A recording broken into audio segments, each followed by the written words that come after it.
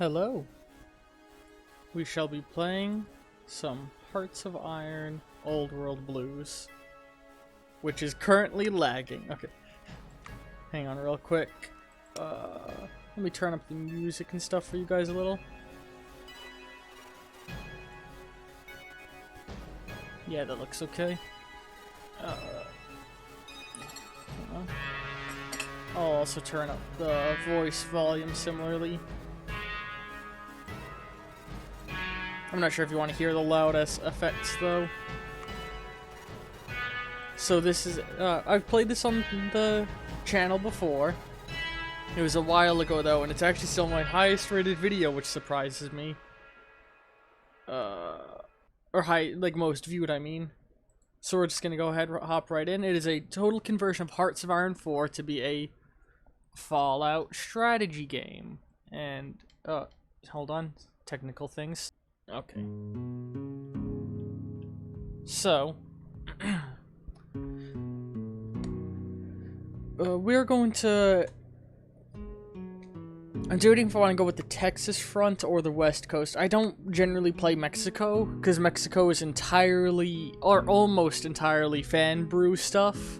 Not a lot of it's based on actual Fallout lore. Let's just go with West Coast. Oh, we're not continuing the previous save, because the mods actually updated so much since we did it, that it's out of date. Like, we can't boot it up, it'll create conflictions. Scorched by nuclear fire and flames of war to follow, the west coast of America has many stories to tell. This is where the Master formed unity, where the Enclave denounced themselves to the world, and where the NCR was born. It was a crucible of great and terrible powers, and the decisions made by its past inhabitants echo across the wasteland to this day. The influence of the West Coast cannot be overstated. Within its lands are numerous powerful nations.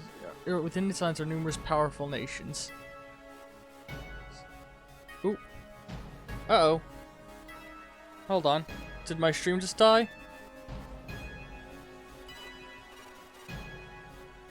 I think we might have just had some technical... Uh-oh, hold on. Okay, I think we might have just had some technical difficulties. But I think the stream is okay. Sorry, something's going wonky.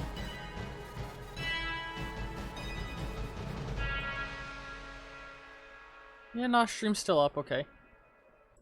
Anyway, it is a crucible of great and terrible powers, and the decisions made by its past inhabitants echo across the wasteland to this day. The influence of the West Coast cannot be overstated. Within its lands are numerous powerful nations, such as the scheming city-states of New Reno and Vault City, the aloof and often righteous Desert Rangers, and the staunch and decaying Brotherhood of Steel. The West Coast is the land of aging titans and rising superpowers. Despite already overcoming many curses, I can't read that good. The West Coast is far from safe.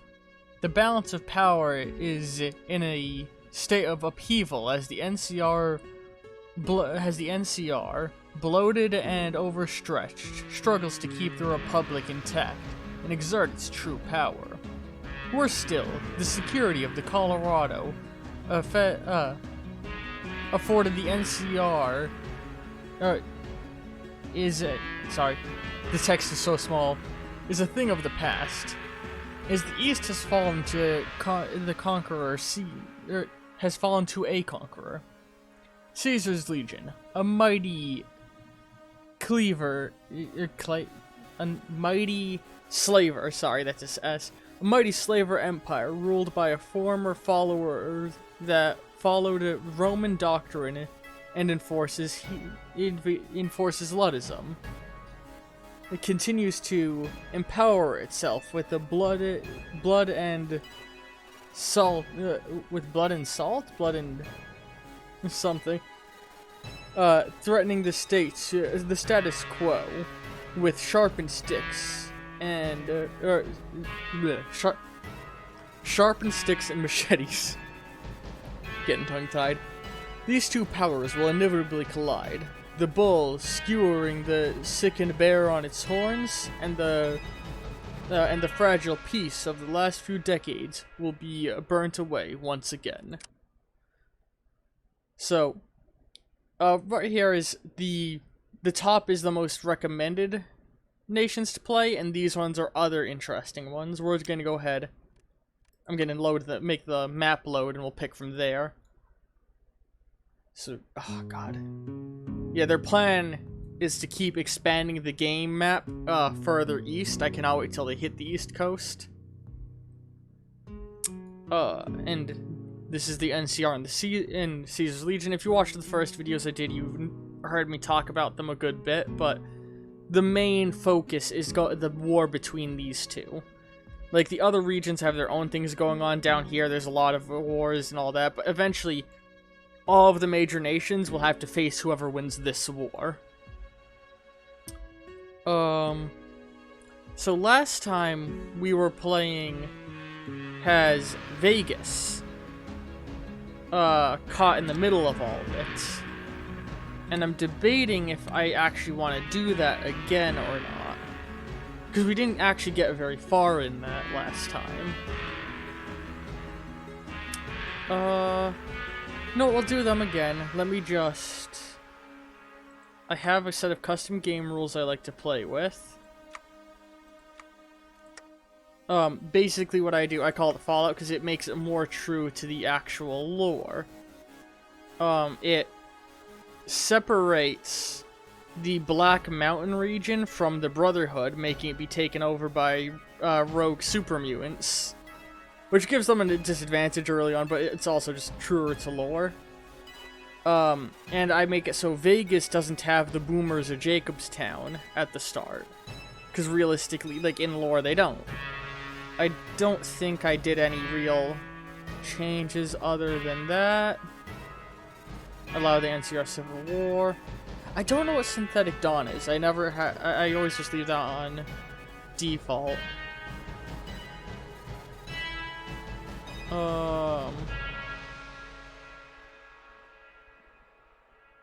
Yeah, Talix Death Rattle is a thing. And we're not gonna have that, yeah. So, yeah, let's hop right in. We're gonna keep on Average Joe difficulty. So, Mr. House is, for those who don't know, lore Fallout in general is a alternate version of America that never escaped 1950s mentality of, like, anti-communism and stuff like that, and also went down a very different technologically advancing path, and in the year 2077, nuclear war destroyed everything, and this is post-apocalyptic now. We'll get to go over this a bit in the opening of this, because this mod, normal Hearts of Iron, is just a war game. This mod brings in a lot of roleplay elements to the game. I would actually love to get some of the DLCs for our base Hearts of Iron, because the mod developers have implemented those in. This whole thing just explains their special mechanics and such. So, yeah. So now Vegas is just Vegas. So first thing I'm going to do is I'm going to get all of my robots, put them in an army together, and put our Securitron AI in control. I'm actually going to turn down that music slightly. Actually, I don't even need to do it from in here. I can. And let me make sure... Yes, I've turned off. These radio stations contain music from Fallout 3 New Vegas, which is copywritten music, so that is turned off. Because they got a lot of, like, actual musicians to do music. Now that they have an army. So, I gotta think about what my first... So, has Vegas... I'm going to be caught in the middle of the Legion NCR war. like, they're going to fight over HOIIV Dam, which the NCR already control through their extension states, the Mojave Territories. What's gonna happen in the next few years is, first, the Mojave Chapter of the Brotherhood of Steel is gonna go to war with the Mojave expansion. And in all likelihood, the Mojave expansion is gonna win, and that will soon lead to the Legion invading, though trying to attack the Mojave Territories to take HOIIV Dam. Now, the only thing that the Mojave Territories have to do is keep control of HOIIV Dam for a certain amount of time, and the Legion will auto-retreat due to, like, scripted events. So then it'll just be a waiting game for the actual war between NCR and Legion to break out, where they fight over it. Now, if the Legion wins, they're gonna want to take Vegas. They want to turn Vegas into Nuva Rome. So I need to prepare for the possible inevitability of being invaded. And that means consuming those around me. So, to go look in all directions around me, we've got the Boomers, a group of people who survived in an underground bunker called a vault. After leaving, they traveled for many years, settling in Nellis Air Force Base, and are isolationists. They use the military equipment there to make sure no one gets close to them, called the Boomers because of how many explosives they have. They're dangerous. Jacobstown is a peaceful, democratic nation of mutants who just want to live in peace and not be bothered. They've seen much war in the past from events of old Fallout games. And then the Fiends are a bunch of drug-crazed raiders, like, just addicted to drugs, like, hallucinating psychopaths. They're probably the ones that are, roleplay-wise, make the most sense to go after. But there is also an option in my story to bring them in peacefully. So we're going to turn our attention to the Boomers to try and take some of that tech that they have. You know, because they got, like, a landing strip and radars and stuff like that. So we're gonna set up our border to begin preparing for war there, but we need to wait and actually be able to go to war. I'll try and explain things as I'm doing them. My army is lined up here, so once I hit play, they'll all line up there and start preparing for the invasion I told them I want to do eventually. So now for research technology, we got all sorts of different tech trees. We're going to dedicate one thing to... No, Mr. House, who I play as, was alive before the war, preserving himself in, like, a super life support system he's made. So, he's also, like, a super genius, so he knows most of this stuff. I like to roleplay as I'm teaching my people these things. So we're going to teach them Omaha's law and how electricity works, so that we can start researching better. Because this will improve our research speed when it's done. We're going to dedicate a little bit of ourselves to improving infrastructure. And we're going to do that by telling our people to research agriculture. We're going to teach them, like, better methods to grow crops.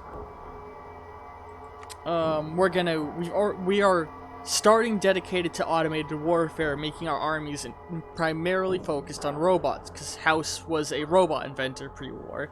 He owned the company Robco, which made most of the robots for the US military and universe before the war broke out.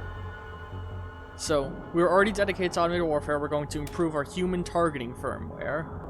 This will basically specifically improves organization. They're much better at, like, figuring out how to target enemies, and it's harder to defeat them in battle.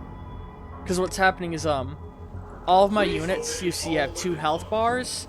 The green is organization, and the red is health.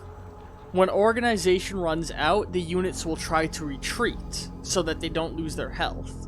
And their health will only start going down if they are incapable of retreating, either due to being pinned down, or surrounded, or whatever other reason. So raising organization is like giving them more health.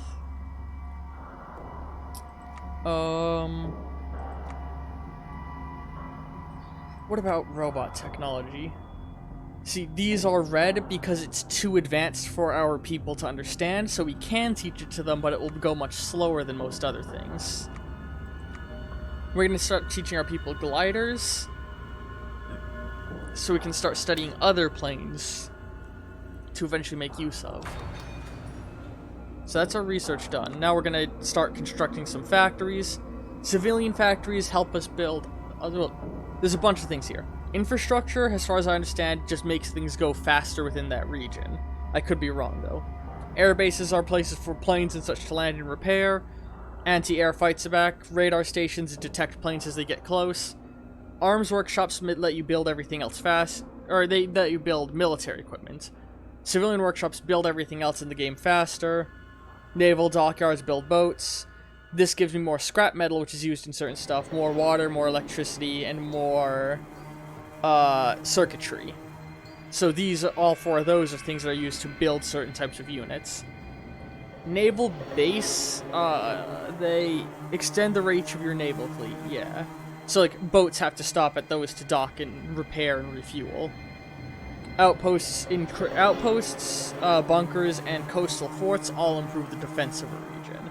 And this lets you change arms workshops into civilian workshops without destroying them first. So, what is our current balance of workshops? God, how do I check that again? It's been a little while since I did this. Okay, here we go. We got 3 arms workshops, 3 civilian workshops.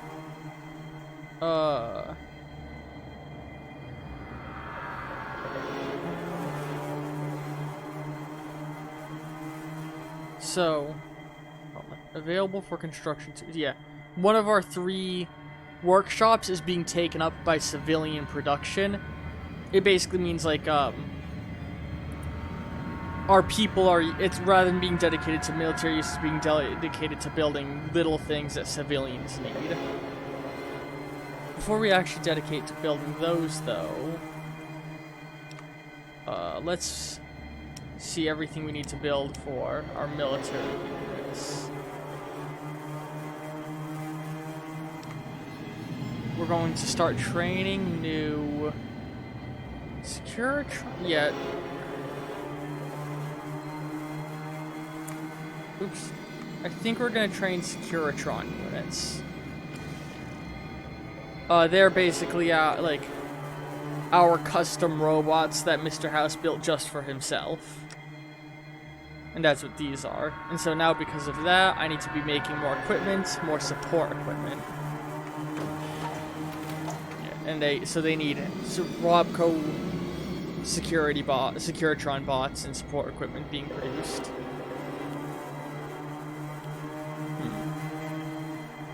Okay, so knowing that, let's go ahead and let's go another civilian. Yeah, another civilian factory.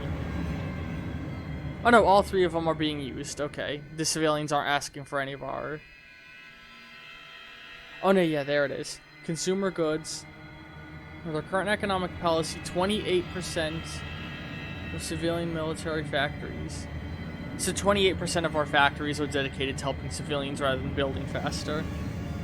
So let's build 2 of those, and then 2 of those in the area.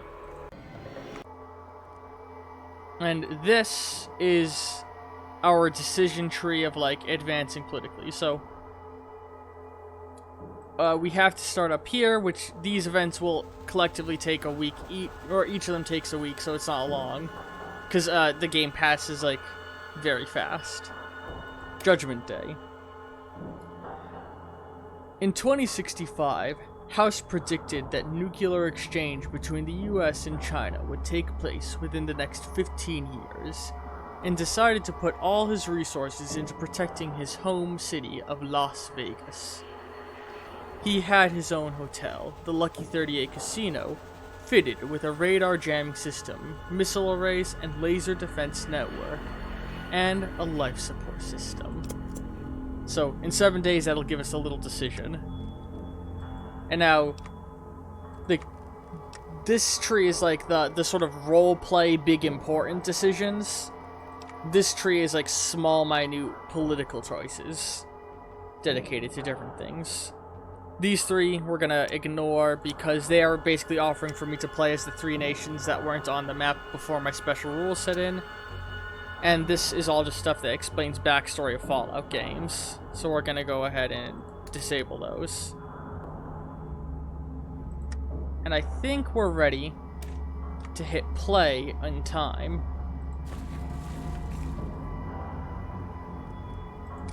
So, let's go. I'll turn up the speed a little bit and start just talking over a little. So, my plan long term is to invade all 3 of the people near me. Maybe not invade the Fiends depending on choices I make.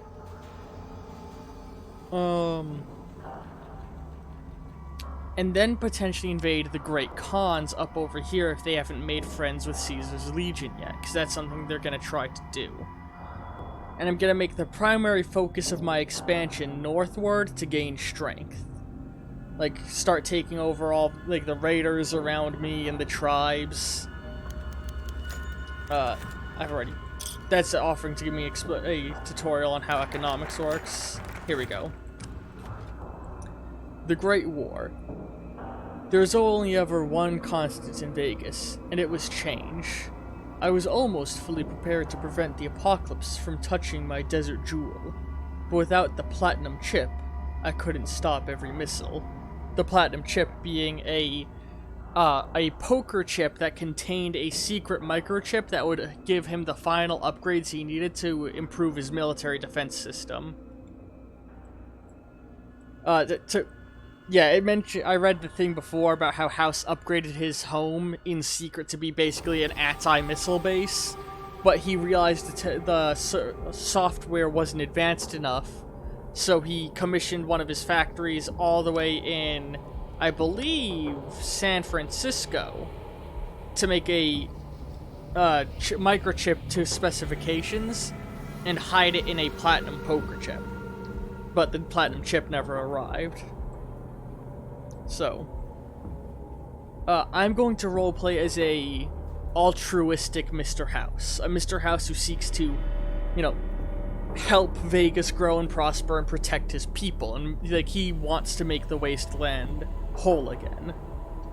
So, I prioritized protecting the suburbs in the few seconds I had to spare. This will make Jacobstown stronger, the other will make Nellis stronger.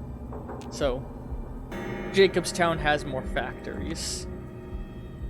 Next comes Incomplete OS. Following the valiant defense of New Vegas, House was thrown into a violent coma, and a majority of his data and robots found themselves corrupted and inoperable for the following decades. Silent protectors, incapable of movement or thought. When House returned to consciousness, he had a choice to make. Did he dare attempt to salvage his more advanced OS, or did he simply fall back on a more stable version? So, apparently I start with a trade route with Wendover by default. Yeah, so this is the trade route stuff. If I zoom in. So, these caps represent major trade nodes. Vegas being one of them, so Vegas can control slight amounts of trade in the wasteland. And apparently, yeah, I automatically have a trade route with Wendover, and these are the other ones in reach. Am I able to... Let's see if I can set a trade route up with Shady Sands. So, we will receive 1.8 bottle caps from trade route. Shady Sands makes... No, we're not going to do Shady Sands. Fuck that. Oh, I guess...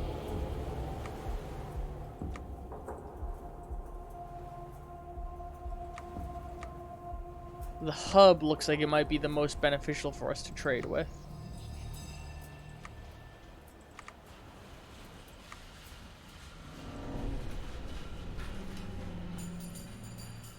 Yeah, let's send a trade route to the hub. Oh, we don't have enough political power, never mind. Political power is like an abstract currency that's basically like, oh, this is... It represents, like, the whole time it's building, it's supposed to be implied I'm working on whatever it is that I end up doing. I kind of wish it was the other way around, where you pick what you're dedicating yourself to, and you just have to sit on it for a while before you can change what it is, or you'll lose all progress if you change. I kind of don't like the political power as a currency thing that a lot of these Paradox games do, because it doesn't make sense. But yeah, so I'm gonna... Like I said, I'm role-playing like a altruistic House. So in the time before the war, Mr. House, like... He was a super genius, like one of the smartest men in the world. Many of the sci-fi technologies you see in Fallout were designed by him.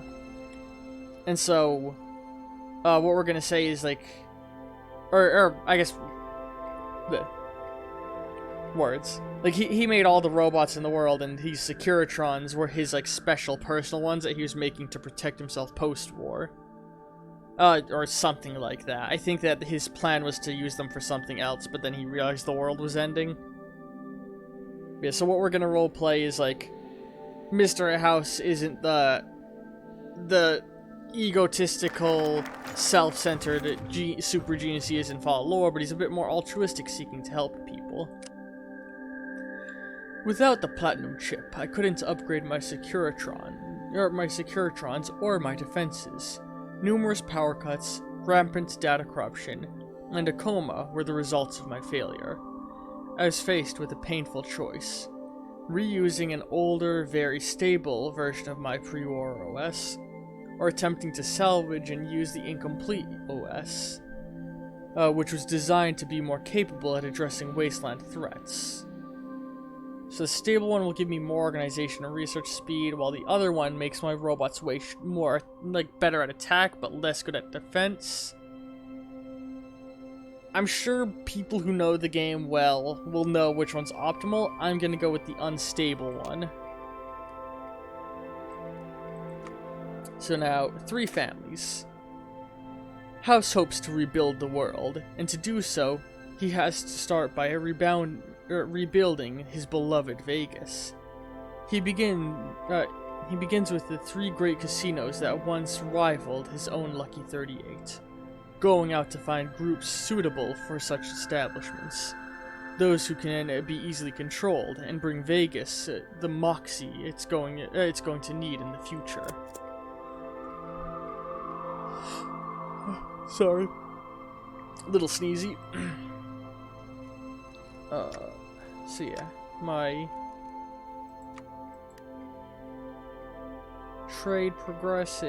training progress is being held up because they don't have enough equipment yet.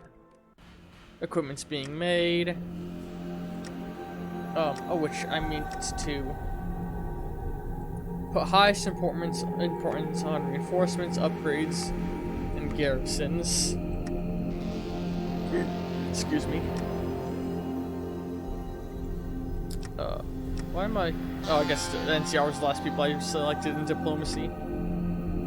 Research is going good, no new decisions. If I want to declare war on them, I will need a... justify war goal. The world tension needs to rise, so I need to wait for other people to start wars. So currently elsewhere in the world, up here, a group known as the Washington Brotherhood started out a war with the Olympus tribes in Yakama Nation. Yakama and Olympus, they're sort of tribals. These guys, they're a member of the Brotherhood family. So the Brotherhood of Steel groups are all slightly different ideologically, but all trace back to one idea. Which that base idea they're sprung from is... the world was ended by the misuse of technology. We must stop the misuse of technology by controlling it ourselves. So they travel the world gathering powerful military equipment and advanced technology and destroying the most dangerous ones while utilizing the other ones. This group up here has seen some of the most violent stuff humans have done, because up in the north is like a lot of cannibals. Ooh, I'll get to that again in a bit. So 3 families is done. Before the war, Las Vegas was a city of dreams, where fortunes were won and lost in an instant. To recapture that feeling and reap the profits, to draw a crowd from across the wasteland and bring neon lights, I need to reopen the casinos, and they need families to run them. Vegas shall become the shining jewel of humanity's future. So I'm now going to be given a series of decisions over the next couple of days, but in the meantime, let's get this going. New Vegas. The process of rebuilding Vegas didn't happen quickly. Between spending money and hunting for his precious platinum chip, and micromanaging the families of the Strip, House has found himself more than occupied. Despite this, he did find time and money to invest in Vegas itself. So, yeah, but what I was saying up here, like, this area is full of, like, cannibal tribes and such, so these guys have become disenfranchised to, like, the people up here, and they're just like, clean slate, purge it all. The other war that's going on at the start, hold on. Reopening Gomorrah. My first priority, hang on. My first priority in my quest to rebuild Vegas was to wrest control of the city back from the dregs who squatted in it for centuries. The outskirts could wait. The immediate area surrounding the Lucky 38, the coveted Vegas Strip, was fiercely contested by 2 tribes. Both Slitherkin and Great Khans had a focus on drugs, and their shared business made them competitors and enemies.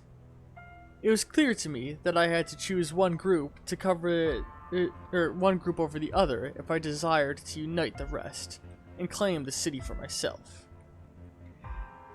Initial propositions to both groups came up lukewarm, with the prideful Great Khans rejecting me outright. The Slitherkin, dubious to my intentions, then the fiercest fighting between them began, and I saw my opportunity. No doubt the tribe of my choosing would see reason after my Securitrons ejected the other from Vegas, permanently. I desired a criminal element within Vegas, to grease the palms and run a black market smoothly and properly, like Mafia used to do before the Atom. However, even if I saved the Khans, I risked splitting them in 2, thanks to their stubborn Papa Khan. As for the Slitherkin, while they might have seemed more agreeable than the Great Khans, they were all that much more slippery. Their envious eyes said it all. Ultimately, I made my choice. So, 2 drug families fighting over the Gomorrah Hotel. House's goal to make one be his friend and basically be allowed to be like, oh, this is illegal, I don't want this in my land. But to then look to the people he puts in charge of Gomorrah and tell them, like, hey, you go ahead and do that, I'll turn the other way, and I'll arrest all of your competition, saying it's a crime what they're doing. Basically, like, creating a organized, like, being able to say things are illegal at face value, but then still benefit from the rewards of selling it within his land, giving him all of the profits. So, I'm faced with the choice of either Khans or Slitherkin. So, if I pick the Khans, you would think it would make me friends with the Great Khans over here. But no. These guys would ultimately, like, dislike the person that I put in charge and disown them. And I would be given the Khan exiles as my leaders of the Gomorrah. So, either way, the Great Khans dislike me. So the Armatas, the Slitherkin will become the Armatas. They'll increase my political power, reduce how many people are willing to join the military. So, recruitable population, to explain. There's an overall population being tracked within my nation. Of that population, there's war support, which I believe, I may be getting the details wrong here.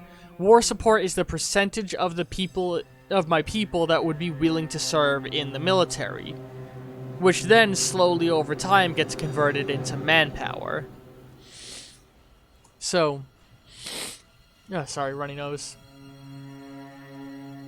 Yeah, these guys will reduce how many of my people are willing to be recruited. Consumer goods factories. I believe that means that I'll have more of the factories for myself to use. They reduce resistance in areas. Okay. Meanwhile, the cons.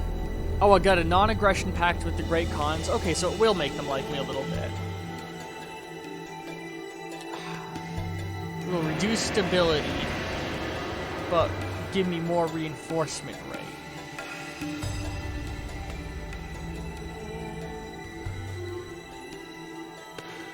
I think I'm gonna go with, again, I'm sure long-term players will be able to tell me who is way better, but I'm gonna go ahead and give the Khanite a position. They came from the far west seeking refuge in Vegas, and we're gonna give them it. Playing the long game, making friends with the people surrounding me. So, yeah, I was looking for... There's another war going on at the start of the game, I believe. Maybe not. I know other wars are likely to break out soon, but I guess there's not a war... Okay. After dealing with the largest confrontation Las Vegas has seen in decades, I wielded my newfound influence to great effect. Following my display of power, many disenfranchised groups approached me for support, while others made known their opposition to my actions. For better or worse, I was making a name for myself in the Mojave. Of all the groups that became known to me, two piqued my interest at the time. The Fiends, a group whose name is better left unsaid. And a group whose name is better left unsaid. The former of the two were vicious raiders, drug addicted, utter savages.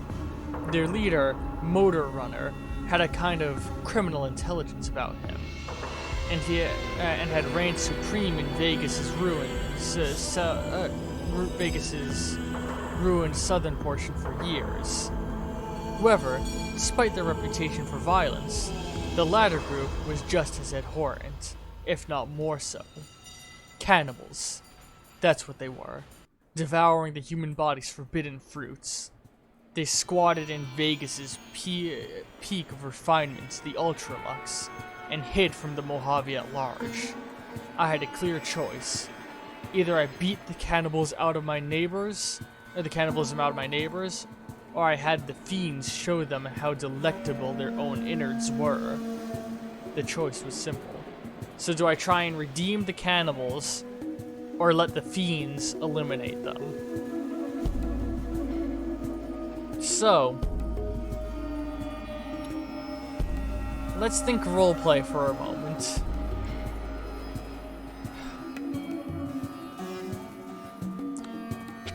If I...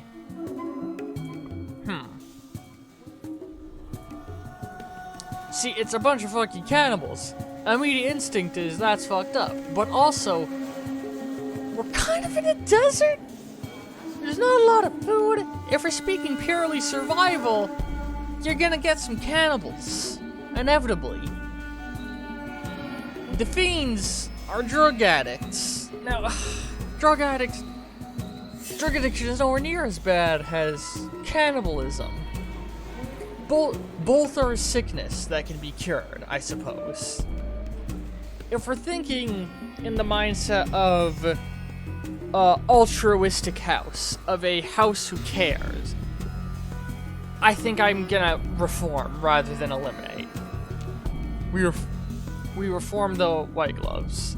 And you know what? I'm actually going to go ahead and take that, and I'm going to change my target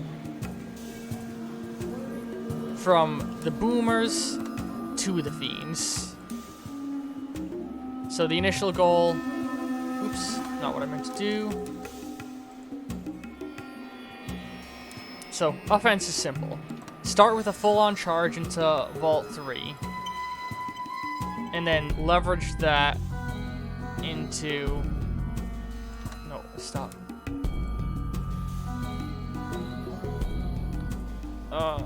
Hang on. Oh yeah, hang on. So front line. You know what, we don't need to do a very advanced... Oh wait. Mountain Spring isn't part of their territory. So yeah. Just line everyone up on the border and attack Vault 3.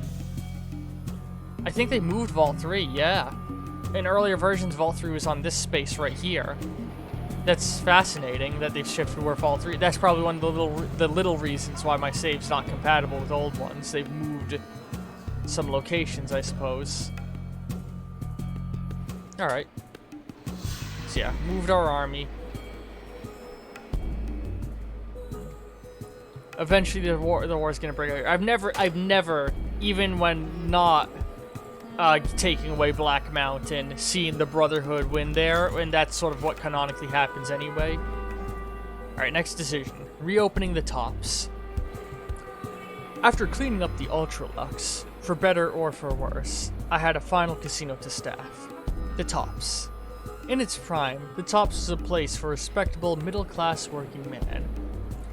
It did not offer carnal pleasures like its neighbors, the Gomorrah, nor were its drinks as expensive as cigars, like in the Ultralux.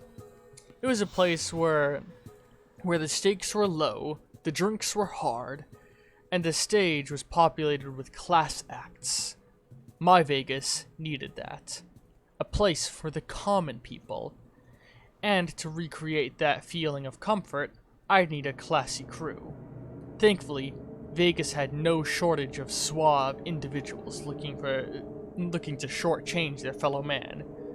Two groups stuck out to me amongst the rest. The Boot Raiders and the Kings. The former were a tribe of nomads who, at first glance, had nothing to do with the Pompadours and Big Band. However, an upstart amongst their ranks, Benny, was looking to shake things up and modernize the group. On the other hand, although rebellious and rowdy, the Kings were already everything that I needed and more. Their stubborn leader might have refused to bow his head once, but perhaps my offer wasn't good enough. It was time for Swing to make a comeback. So, Benny and the Boots, they're basically travelers who I can, like, modernize. I can help convert them, put Benny in charge, and make them, you know, nice, suave, slick gentlemen. But I prefer, personally, the Kings. A group of people who have idolized Elvis Presley and modeled their entire life after him. They're great. So we're going with putting the Kings in charge of the Tops. And so now we should be finishing up the Vegas decision very soon. So, looking to some of my wider neighbors beyond the immediately adjacent ones, we have the Mojave Territories, an extension of the NCR. The NCR itself is a group trying to reform old world politics. Democracies, states, taxation, all that.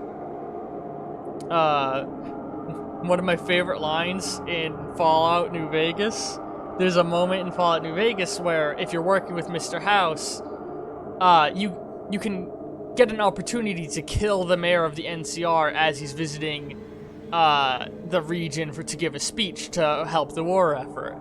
And if you kill him, House gets really angry at him, and he'll be like, "Why on earth did you kill President Campbell?" And one of the answers he can give is, "He tried to make me pay taxes."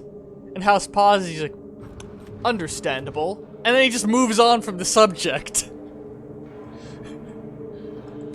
Alright, but, we got this done. Inwards or outwards? My New Vegas was slowly coming together, despite my early awakening. But, oh! Oh, thank you for the follower, Nene! Yay! Thank you! Did the thing come up? I don't know if the thing came up. I'll have to check if that's appearing or not.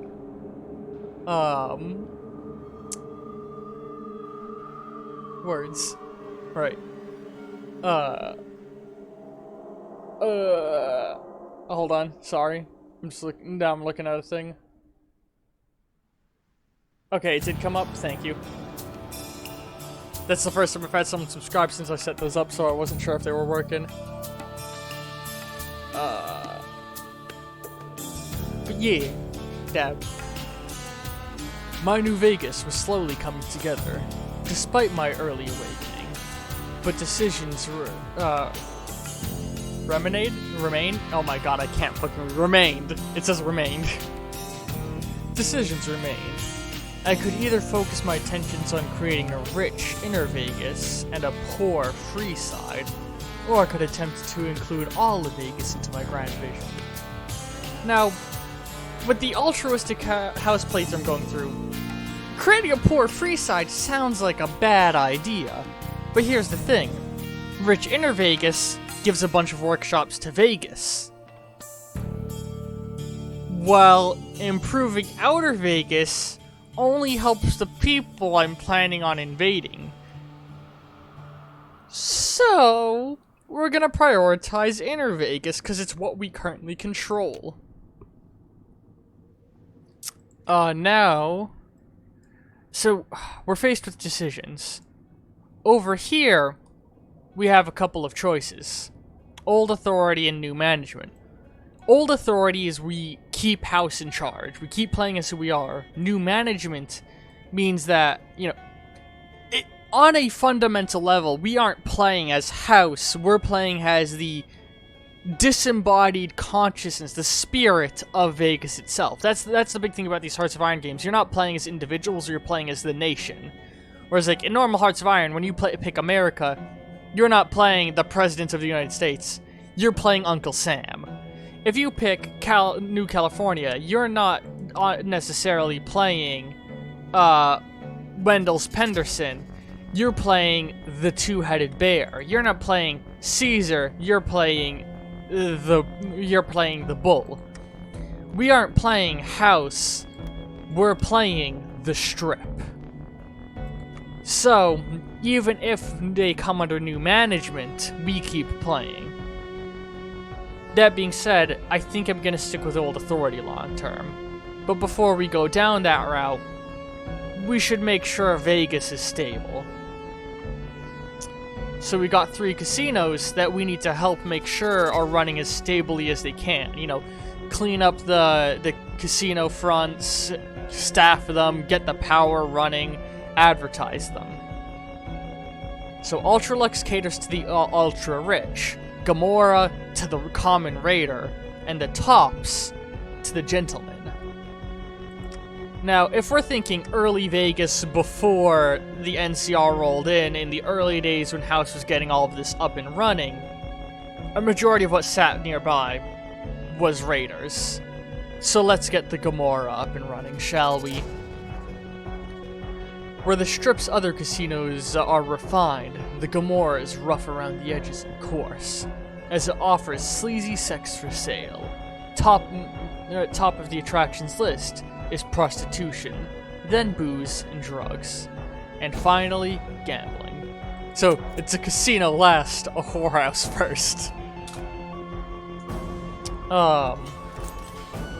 We got a free military factory. Let's put it to making robots, and the next one will go towards support equipment. So, by the way, in chat, if the audio balancing isn't good, feel free to let me know. So, New California Republic, as I was saying, you know, they're trying to rebuild democracy. The Mojave Territories, led by General Lee Oliver, is a detachment. sent to stabilize the Mojave Desert in preparation to turn it into an official state. Because currently it's not, it's like rampant with raider groups and such, but more so rampant with, legionary scouts. So their main focus is the Hoover Dam. If they can stabilize and hold the Hoover Dam, it's massive amounts of electricity. Then it's just a matter of through batteries and power lines running all the way down to Cottonwood Cove and Nipton, through Mojave, then to Baker, and from Baker, all through the rest of the electrical system of the new California Republic. They're currently, though, tense with the Brotherhood, the Mojave Chapter of the Brotherhood. So, I'm pretty sure in this continuity, the Brotherhood Legion, or the Brotherhood NCR war hasn't actually broken out, so there's not any real tension between Brotherhood and Mojave people. They're allies. They years ago actually helped each other in a number of, against a number of threats, fighting back the Master and Enclave. So, what was really going to initiate the war is just the tension between the two. Has the NCR want to establish firm control here, and the Brotherhood kind of get in the way of that. And the Brotherhood ultimately wants Hoover Dam and the fight actually breaks out over Helios 1, the satellite array, or not satellite, the solar array. The Brotherhood are holding the solar array because they've discovered implications that it may be a key to controlling a satellite superweapon. But the Brotherhood look at it and they're like, that's a power plant. We need electricity because the Hoover Dam isn't fully operational necessarily. So eventually the NCR are going to invade with goals of taking Helios 1. That should bring us from talking about the Mojave Territories to the Mojave Chapter. The Mojave Chapter is an offshoot of the main Brotherhood of Steel. The Mojave Chapter was... I say they're an offshoot. All of the offshoots we see, the way they formed is kind of fucked up, where somebody would come up with a different idea than what the Brotherhood normally stands by. A new radicalist idea. And the Brotherhood, rather than addressing it, would be like, wow, great idea. We have a special mission for you. Go to this place hundreds of miles away and fulfill that mission. So, in this case, Eli believed that the Brotherhood, rather than just preserving old technology, should create new stuff using what they have. And the Brotherhood was like, wow, great idea. In fact, we've heard rumors of this dam. Maybe you could go and fix it. Go, leave, fuck off. And so now Eli is here, and he got distracted by the Helios 1 data he found, and he's trying to get that working again, which I would love to get good at playing them one day, because if you keep them alive, they have so many cool, unique trees that they go down. And I guess the last people in the immediate vicinity that I didn't mention is Black Mountain. It's a bunch of super mutants who want to conquer the world. That they're not very interesting. They're led by a kooky super mutant called Tabitha, and they have a radio station that they try and call super mutants on. We have the option to focus on the internal spheres. This lowers war support but raises stability. I have no interest in doing that. Though, what we can do now... Oh, no, wars have broken out. We can't start justifying war goals yet. But yeah, that's those guys. And then we have right here, the Divide. The Divide is the collection of Ashton and Hopeville, a unity of two cities that are basically, trying to rebuild the old world in their own little way. They're just a pleasant community, trading with each other, trying to live peacefully and grow. I would love... So, in universe lore of Fallout, by the time the wars start breaking out, they get absolutely demolished by nuclear missiles underneath them being set off. Because they didn't realize that there was a old military base underneath one of the towns, and all of those missiles just go off and the towns are wiped off the map. I would love it if they added that in as an event that occurred if they got invaded or something, or on a certain time point that the divide will just blow up and like become like filled with radiation. I think it'd be a cool detail for them to add into this, the developers. Similarly, they've said that the Courier, the main character of Fallout New Vegas, is non-canon to their story. I kind of wish they didn't say that. I think what I would love for them to do is add the Courier in as a third option of new management. I think that would be really, really cool. Where you can have the Courier overthrow House, and then he has a further tree that splits down 3 of Keep Vegas Independent, where he rules it, become a substate of the NCR, making them like allied with NCR and keeping them safe, or becoming a substate of the Caesar's Legion. Like, I think that'd be a really cool overall for them to do, and they could even call it like the kick in the head update, or the Courier update, or make any number of references. And they could have it like him go on all of his decision tree could have him go down all the DLC paths. You know, like, oh, okay, war's broken out. So Lanius cohort is going to war with Blue Rose. That is a whole interesting set of shenanigans going on of its own. But what that means for us is now. So news hits our people. If you have Law Resistance DLC, the Courier is available as an agent. Oh my god, that makes me want to get that DLC even more. I do still think they should make him a whole entire political tree for Vegas, because I have so many cool ideas they could do it. But what I was saying though is, now that there's news that Caesar is becoming aggressive again, you know, that creates fear across the wasteland. The knowledge that the bull is awake and active. So our people are filled with discontent, and we can leverage that discontent to convince them that the fiends are a threat to us. So, you know, I can imagine, like, House... Oh, I need 5 more political power. Okay. I can imagine House, like, riling up his people, being like, you know, Vegas is a shining jewel in the wasteland, and the fiends are tarnishing our jewel. Raiders and psychopaths addicted to drugs. We cannot allow them to stand on our borders. They are a threat to our very way of life. And, you know, I love, like, brainstorming the speeches that are given to justify the wars. There also used to be a sub... Yeah, I know about the Courier sub mod. Yeah. I think the mod developer of it abandoned it years ago. It basically does exactly what I'm suggesting they should do. Put the Courier in here. Oop.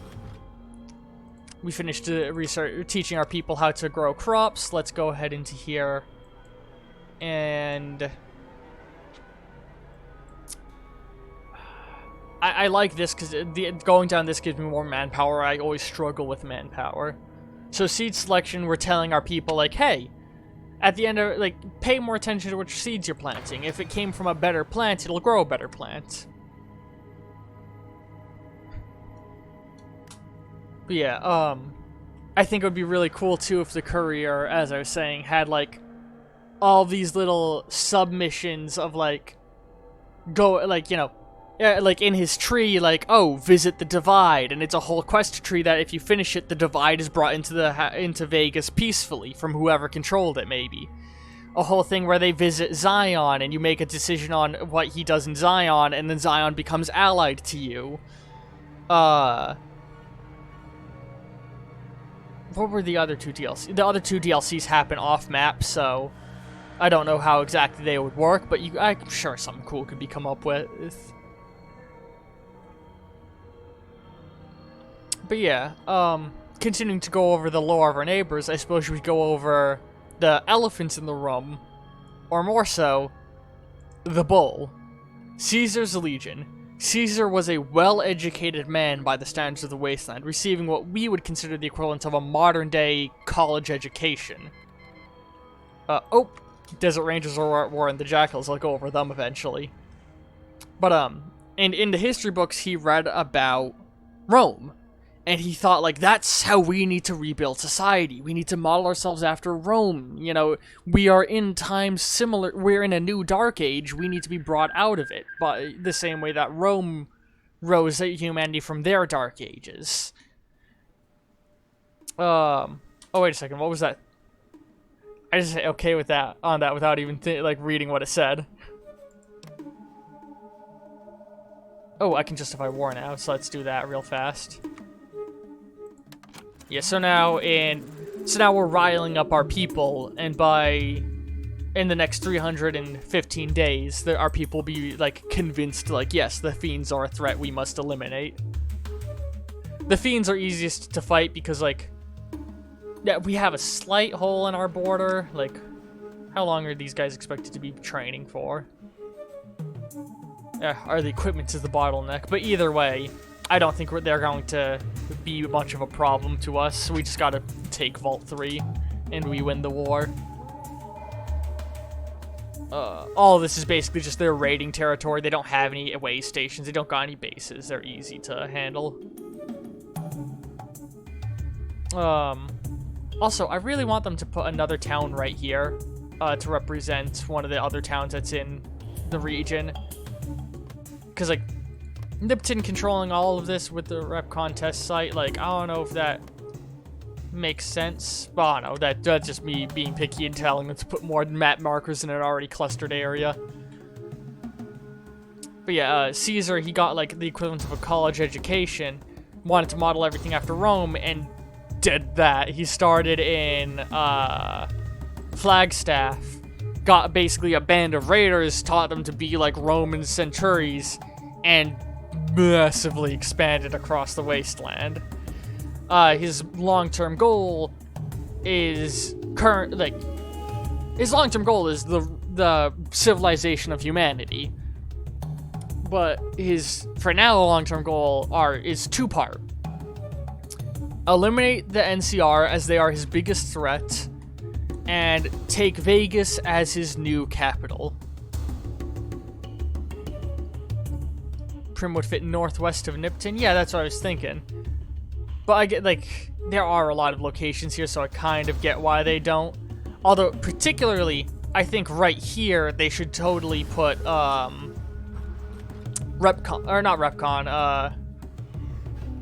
Novak. Like, I think another state right here is overdue to be placed. Alright, we finished Omaha's Law. So, I'm going to be searching the Resistor ahead of time, but I think I'm going to go ahead and start researching it, because I love going down this tree, because this all means I research faster. Oh, appeal to refugees! Fuck, that's been implemented since I last played! Okay. So that I remember reading about this. They've implemented a way more active population system, where in time, like, people will actually migrate to more safe and advanced areas. So, like, if I click... Where is it? Supply area. Not supply area. Infrastructure. Infrastructure, I believe, is one of the things that factors into this, if I remember right, where infrastructure is just how much the living standard's been brought up in an area. Roads, houses, railways, electricity, etc. So, areas with higher infrastructure are going to draw more population, as well as certain laws. Like, if you have slavery, people aren't going to want to live in your territory. If you have drug addiction, people aren't going to want to live there. But if you have electricity and clean water, people are going to want to live there. So if I keep making Vegas really appealing, we're going to have more immigrants moving in, but that also, it can lead to the problem of overpopulation and more rebels forming within the region. I don't know all of the details of it, but it sounds really cool. So apparently getting more electricity is going to make people want to move here more. like more refugees, especially as wars break out in the areas surrounding me that have nothing to do with me. But yeah, I described Caesar. So we had talked about the NCR and their substate, so let's talk about the Caesar substate, Lanius. Lanius is a terrifying figure. He's basically a Fallout game protagonist that you don't play as, who went down the evil route. He's helped Caesar conquer swaths of territory, and he's continuing to do the same eastward. He's the beast of the east. And he's got a whole tree that is just about conquering everything all around here, and eventually helping to invade Texas, potentially. Blue Rose Society is, I believe, homebrewed. Like, they made up the faction. I'm sure there's, yeah, the lore right there. Read it if you want. When I upload this on YouTube, you can watch it on YouTube and pause here. They're not super interesting, because they're literally just there for Lanius to eat. But Lanius, like, he believes in making himself out to be a mythic figure, to create all these ideas around him of being this unstoppable machine. And he's gonna try and conquer all of these regions. And those are sort of like the big threats all around us to the south. Oop, we now know how to make gliders. So let's start telling our people, hey, why don't you put... Ooh, should I tell them to put bombs on the gliders, or... I kind of wouldn't mind getting biplanes. Hold on, what's the difference between a biplane and a triplane, mechanically? They both use the same manpower. More air defense from the biplane. More agility. More air superiority. So far, it's just looking overall better. Same range. Better air attack. Less... Okay, it's not a bomber. It can't bomb as well. That's its whole bit. What is a barrage balloon? I don't know what a barrage balloon is. I guess it's just balloons that they throw up to defend themselves. We're gonna research balloons so that we can teach our people how to make biplanes. Because my main purpose for planes is to protect myself from other planes and provide air support, not necessarily bombing when I play. That could be a terrible idea. Lanius' tree changed quite a bit with the bring of refugees. And the Summer Federation has a tree. Where's the Summer Federation? Okay, hang on, let me take a look at that. I haven't played in a while. You know, I don't need to dig into his tree personally because I'm not playing as him. Yeah, I didn't, I've heard that they're doing... They used to do just, like, big, like, heavy updates all at once. Oh, Summer Federation's right there. Oh yeah, that's cool. I always like seeing the nations get their own trees rather than relying on, like, the default trees that a lot of them rely on. What I'm waiting for is an Arroyo tree. The moment Arroyo gets a custom tree, I'm hopping right into play as Arroyo. Like, I don't care if I'm in the middle of another playthrough, I'm dumping that because I want to play the Chosen One. Arroyo is the city of the Fallout 2 protagonist. In the end lore, he becomes its leader, and that's why they have him right here. And like, I want to do that so bad. I mean, what I ultimately want to do is play the East Coast, because that's where I live and that's where I've grown up, but in lieu of that, I want to play Arroyo eventually. But yeah, I've heard, like, rather than doing the big they're still going to do big massive updates, but in between they're going to sprinkle in little tiny ones.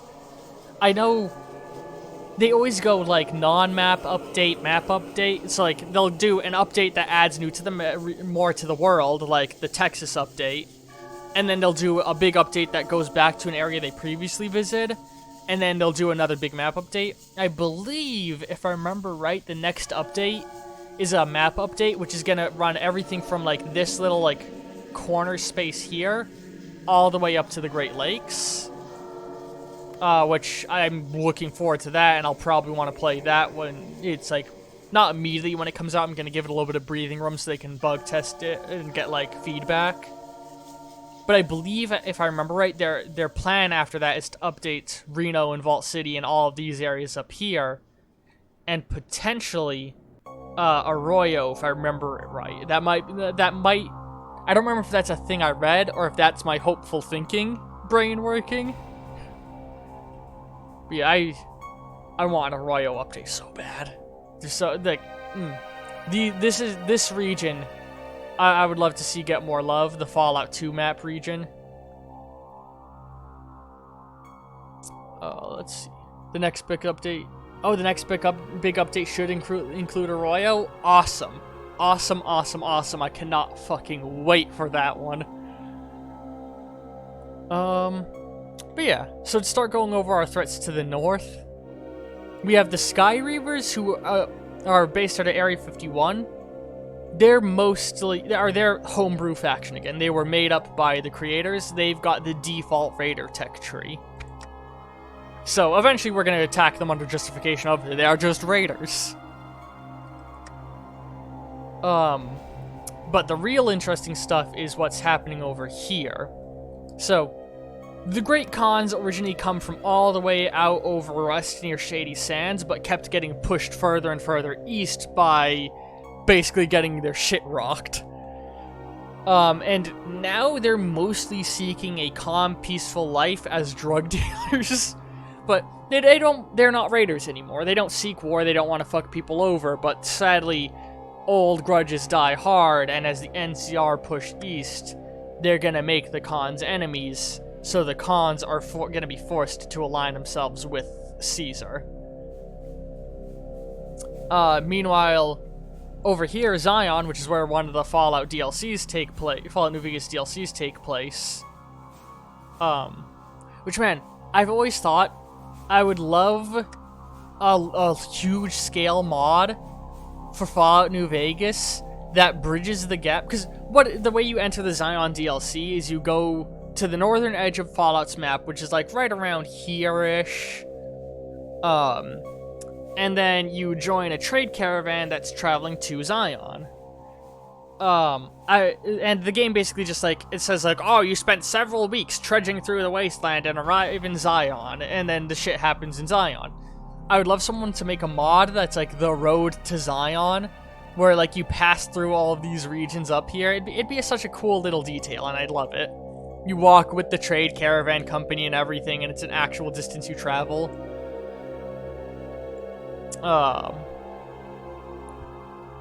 But yeah, yeah, the real interesting things I was saying is here. So Zion, yeah, Lannius one. So Lannius is just gonna start eating everybody around him slowly and becoming a terrifying, like, bolster to Caesar's strength. Because since Caesar's not at war right now, I'm sure he's lending troops to, the Alliance cohort. But yeah, the, did I say Lions cohort? Lannius' cohort.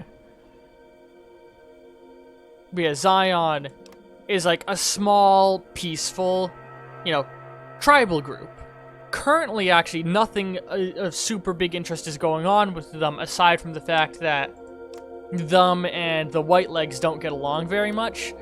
But depending on what happens up here, Zion could go through a sort of pseudo-reform, has other parties get thrust down here, which I'll go over if that happens. Oop, we finally finished rebuilding the Gamorra.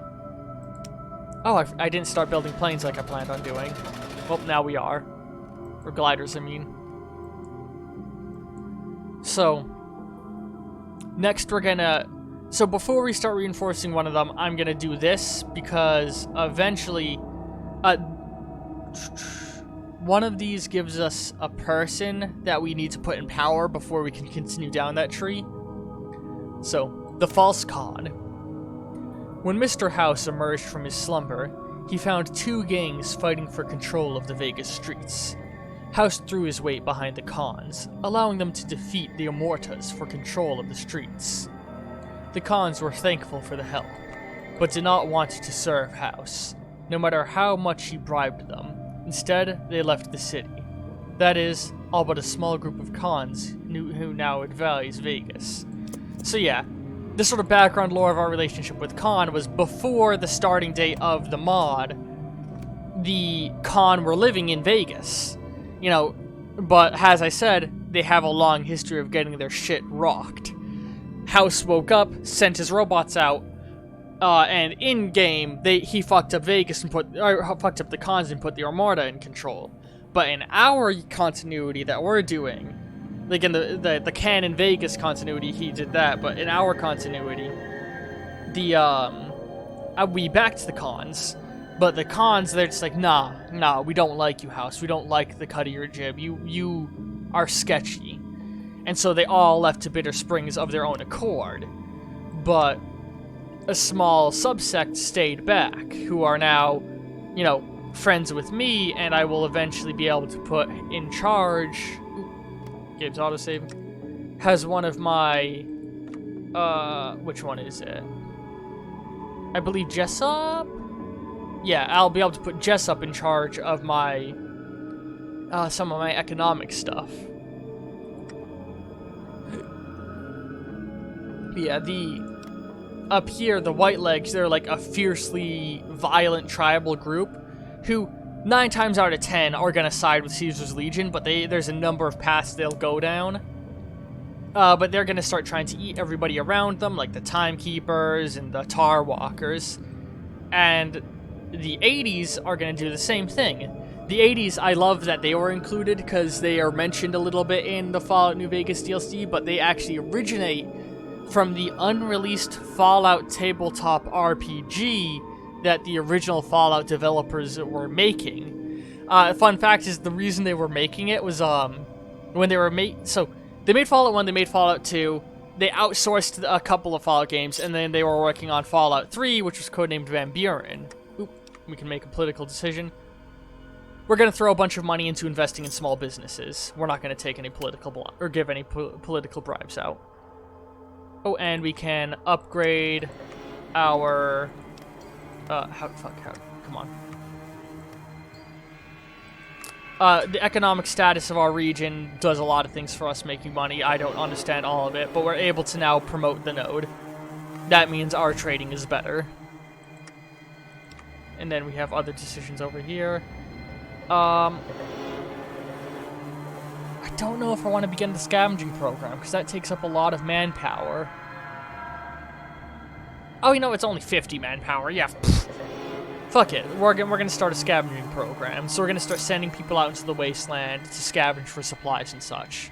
That can give a variety of random little boosts over time. But,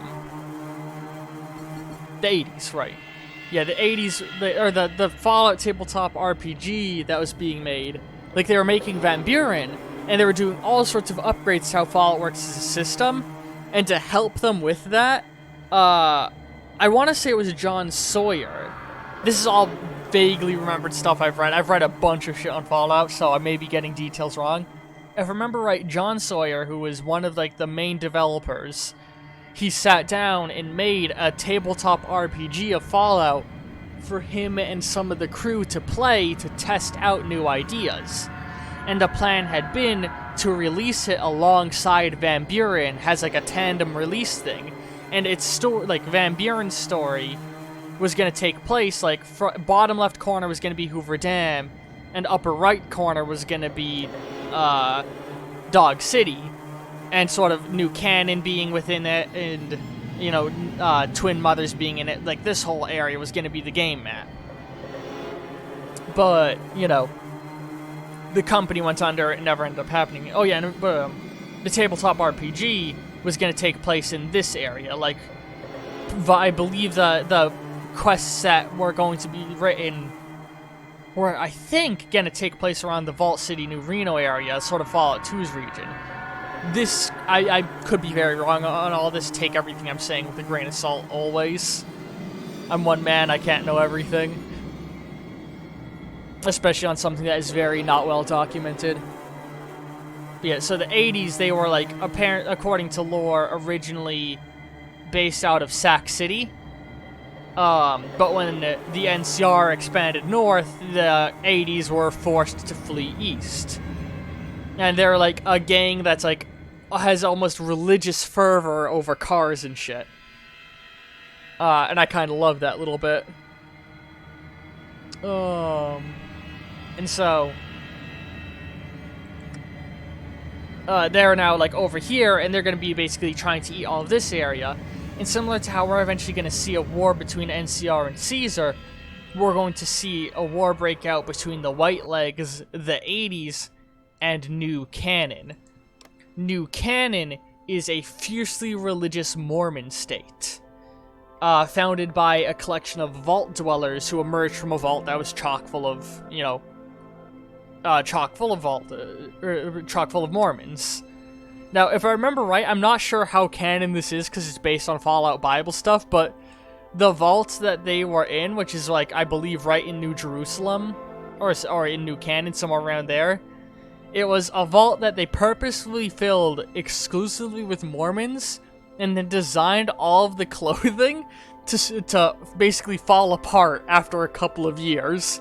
So it was going to be filled with new Mormons who are forced to be nude, because vault tech was crazy. Which, yeah, for those who don't know, in Fallout lore, many of the people who survived in vaults. They used massive underground bunkers made by a company called Vault Tech.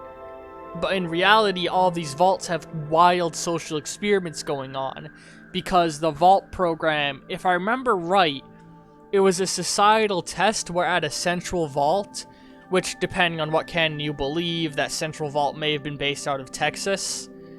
But that game's dubious canon nowadays. From that central vault, they were going to be, they were being observed, and the plan was to send people to live in space. And so all of these tests were weird ways of seeing how people interact in prolonged isolation in closed areas, as well as under different strains, like social strains. The Uwu-Boo-Woos. How long until our war justifications is done? Let's turn up the speed a little bit. Yeah, now we're going about an hour a second. So yeah, we're gonna see, like, gradually as the game goes on, lots of different consolidations of power as people try and war with each other in different regions. But yeah, so these three big factions are gonna go to war with each other eventually. Usually, White Legs win. That could end up changing. Oh yeah, I've heard, like, there's a lot of, like, Vault Tech-inspired nations scattered around the mod. Like, where is it? There's one somewhere around here. Yeah, I believe the executives are, like, a bunch of, as it sounds, Vault Tech executives, because in Fallout Brotherhood of Steel, which I believe has been decanonized, or I know Fallout Tactics has been relegated to B canon, meaning that, you know, assume everything in it is canon until a game contradicts it, which Todd Howard has actually specifically said on the matter.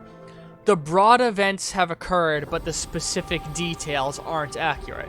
So, yes, there's a Midwestern Brotherhood of Steel who flew in a Zeppelin from California, crashed in Chicago, then journeyed out west to the mountains of, like, this sort of area, fighting against a robot army.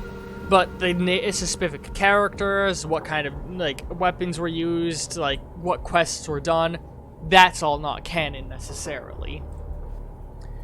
Now, Fallout Brotherhood of Steel, the game set in Texas, I think is also B canon, but a lot of the littler details have just been straight up refuted since then. But according to Fallout Brotherhood of Steel, I want to say it was under Loss. Yeah, under Loss is the central vault, the control vault. And, like, crazy shit happened, it got blown up.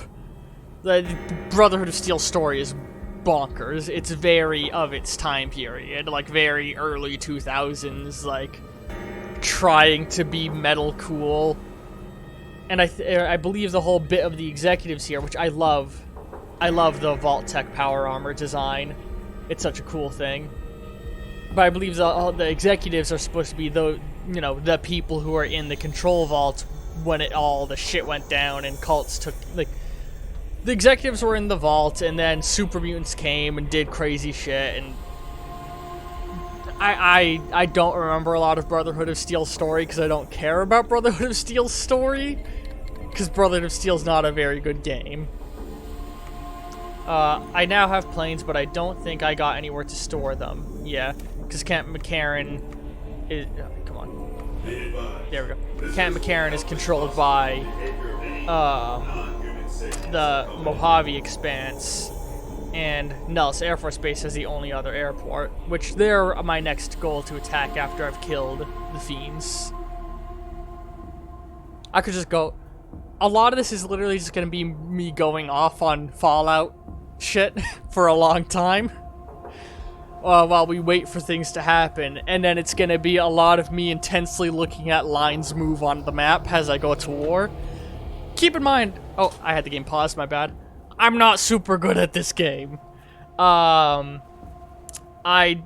usually when Caesar's Legion goes to war with me, I struggle from that point forward, although I've gotten some tactical advice from my friends who are better at this game than me. So, maybe this one will go better than most. They've basically recommended, like, no, don't try and invade Caesar's Legion, just sort of, let their troops are weaker than yours but larger in number, hunker down in a well-fortified spot and wait them out, is what I've been told. So eventually we want to start, like, heavily fortifying the spots that we're going to have bordering with the Legion. Man, low-key, it probably would have been better to not invade the Fiends now that I think about it, because that would have kept my border smaller. Because if Legion defeats these guys, you know, they're gonna have a wider border with me now, but oh well, I guess. We'll go ahead with the war. The real fear is, will these guys join Legion? Because if so, that's a really scary threat. They can either join the Legion. God, each of these aligns them with someone else, but I forget who. This one aligns them with the Legion. I believe this one keeps them independent, and this aligns them with somebody else. I think it aligns them with the Mormons, actually, but they rarely take that path, if I remember rightly.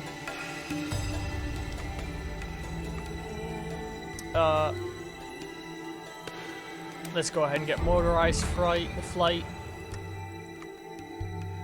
Oh, you know what? Why am I wasting resources building gliders that are going to become outdated very quickly?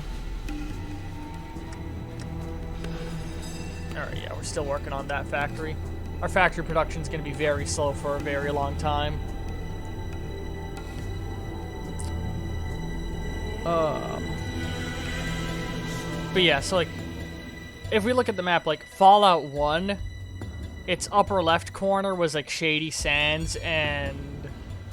Or upper right corner, I mean. And its upper left corner was like around here-ish?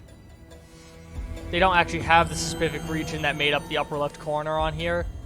And then it went as far south as just above Dayglow, so like Dana Point is about the top of where it went. Or the bottom of where it went, I mean.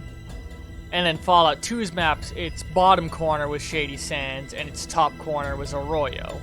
And it had, like, all, like, Vault City and all of that in it. That's done. Okay.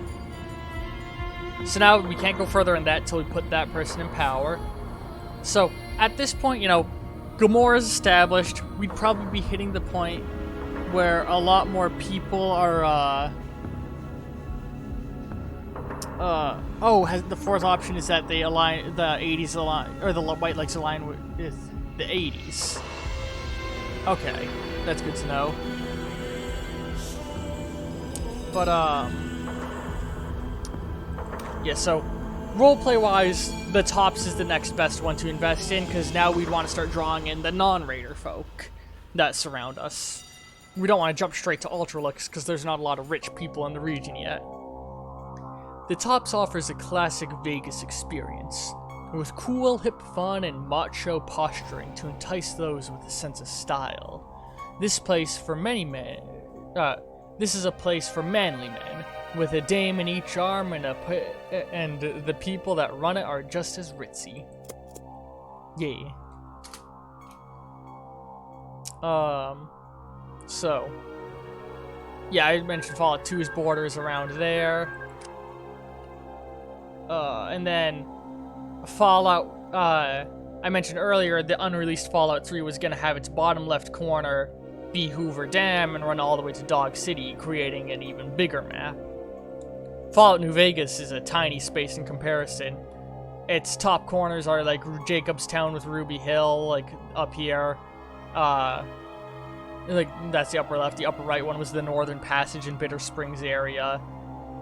And then at its bottom it had like Mojave Outpost and Cottonwood Cove, with you not really being able to cross the river except for going to the weather monitoring station and all that place. Like that little area just across the dam. So like, it was tiny in comparison to the other games. But then its DLC, you visited this area and you also visited Zion. Fallout Brotherhood of Steel, I mentioned it only has you go through Carbon and Loss. There was going to be an unreleased Brotherhood of Steel 2, which was going to have you start, it was going to be like not an open world game, but have you pass through a number of locations, if I recall right. Starting somewhere up around the Carbon Loss area, like above there, traveling down to it, then east to Dallas, then go through Austin and Houston, if I remember right. There was another unreleased Fallout game that was going to be either in Florida or New Orleans. That was going to be the sequel to Brotherhood Tactics. It was going to involve a radiated Gek, but that's all we really know. Alright, that's too advanced now. We can't teach our people crop or plants cultivation yet. So let's go ahead and let's teach them metalworking so we can build buildings faster.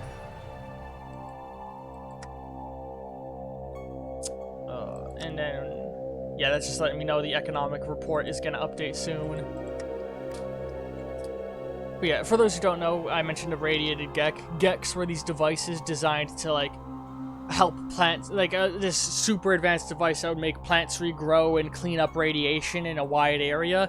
But what was going to happen was it was going to be a Gek got fucked up, and instead of cleaning the area, increased the rate at which the world was mutating. So there's an unreleased game that's going to be set somewhere down here about that. Fallout Tactics, I mentioned its upper corner is Chicago, and it ended, like, somewhere around here, I think. Like, I want to say it was the... I don't know my mountain ranges. In the mountain range, that was around this area. We also got Fallout 3, which took place in this tiny area right around here, which I've actually noticed they've already chopped up the map for that. They are really preparing for when they do the stuff there. But it was just this tiny area with one of its DLCs being set down here, which is where Point Lookout would be. Another DLC went way up, I think, around here for the pit. We've got some decisions we can make. We can expel the riffraff, which will lower our rate of political power gain, but make us more stable.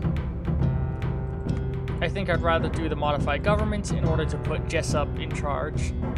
Yeah, he'll increase our factor output. Jessup is an influential up-and-comer with the Khans, and a friend of Chance. He embodies the do-or-die nature of the Khans. So that's the Khanite that stayed behind with us.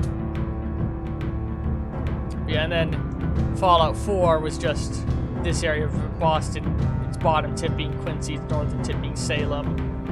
With, I am 100% convinced that Nuka World, its DLC, takes place in Springfield, Massachusetts. because that's where Six Flags Fun Park is. Which I like that they've chopped this area up already as well. They've also, I realized, chopped up, where is it? West Virginia, here it is. So look, you got the mountains from Fallout 76, the forest, the toxic waste, the ash heap, and then the cranberry bog, and thing that's north of the cranberry bog that I forget the name of because I stopped playing 76 before that point. So they've actually already semi-chopped up this region, which I really like. They're preparing for when they get eastward. There's going to be another unreleased Fallout game that was going to, like, start around here and have you go all the way up to Alaska and then go and invade China, which is not on the map. So that would have been a weird one. It's going to be a real-time strategy game with where you could, like, what we knew was it was going to be a real-time strategy, like squad-based commanding game, kind of like XCOM, but without the pausing. But at any time, you could go down and possess one of your units to directly control them. Right now, the NCR are preparing for their war with Caesar's Legion. They're just taking over the Rapids, who are, like, I think, a tribal nation. Game taught us it, so... I hope the stream's not lagging too much, by the way, because every now and again I get the little flag of the lag. Hopefully things are going okay.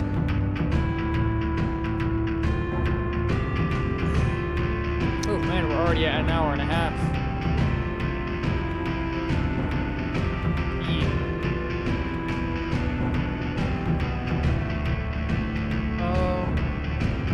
Let's just crank up the speed a little bit. I was keeping the speed low. You can begin scavenging, that's what that was telling me. I was keeping the speed low so I would have stuff to talk about, but I didn't realize how long it would take at the speed I had it at. Let's not dismantle the scavenging program.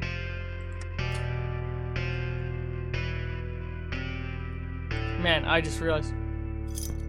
Did they upgrade the power of the house radar system, or is it always that big? I feel like it's bigger than it used to be, but I could just be imagining that or misremembering it. So now, we just gotta wait. How much longer? Okay, only... Oh god, another 200 days! Jesus Christ. Yeah, I was keeping this game way too slow. Right now, Shale's army is like a super mutant army that seeks to take over everything. They're basically trying to take over Lost and Carbon right now. We finished researching the Resistor.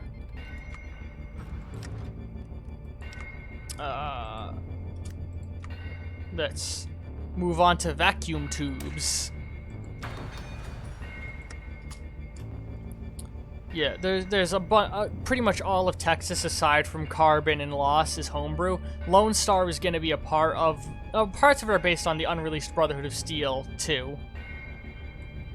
Like, I believe their story on Houston is from that. Like, that Houston is controlled by, like, a group of, like, scientists who want to preserve old stuff. But, sadly, these guys don't have their own tech tree yet. Oh, I know one of their upcoming updates is going to be focused on the Caribbean. They're going to do it in a Caribbean-focused update soon. Okay. You had a... So, the Kings.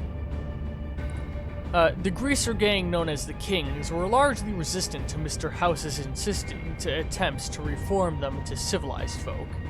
And it was only the divine inspiration they found within the ruins of a Freeside establishment that opened their eyes to the glory of the old world. One day I want to get a better computer that can stream more games better, so I can actually play through the Fallout New Vegas and Fallout 3. Human targeting firmware, nice, that's done. Let's move further down. Hang on, can we just upgrade our robots? Not yet. So yeah, let's keep at that.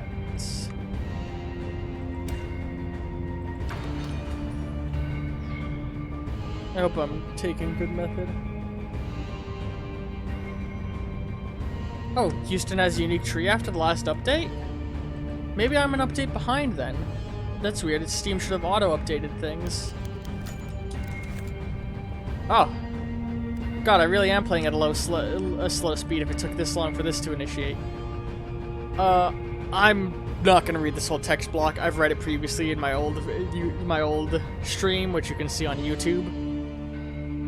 Basically, the followers of the apocalypse, I'm gonna let them come there. I never see any reason to not.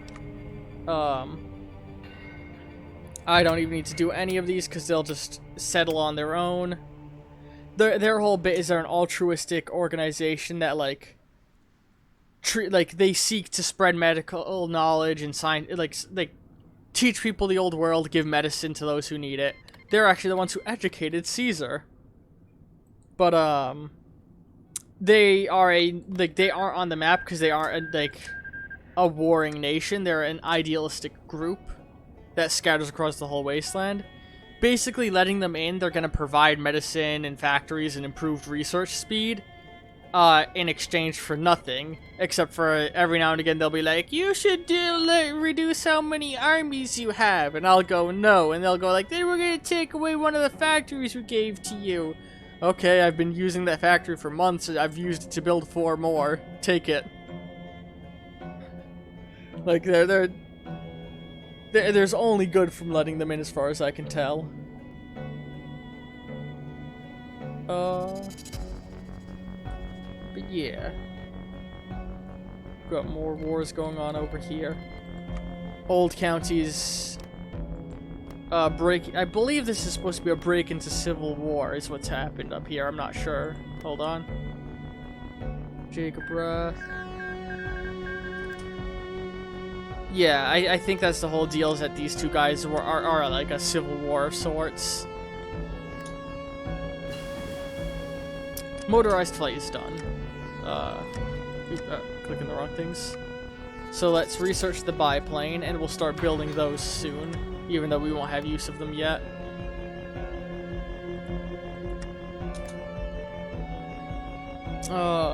Let's see.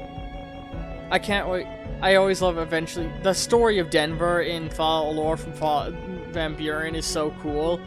The whole city had, the city had started using these new robotic dogs to instill, like robotic dogs with, the actual dog brains put in them within the police force.